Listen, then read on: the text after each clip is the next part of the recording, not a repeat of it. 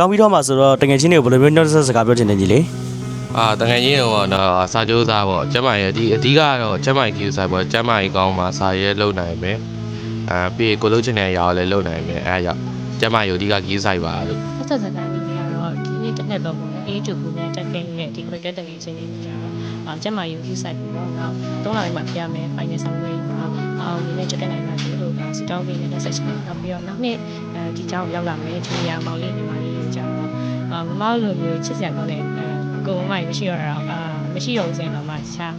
တငယ်ချင်းတွေအတန်းပေါ်ကြီးမိနစ်ချင်းတွေနဲ့ကျူးစုံနေမှာပြောကြအောင်ဒီကြောင်းလာခဲ့ပါလို့ပြောချင်ပါတယ်ရှင်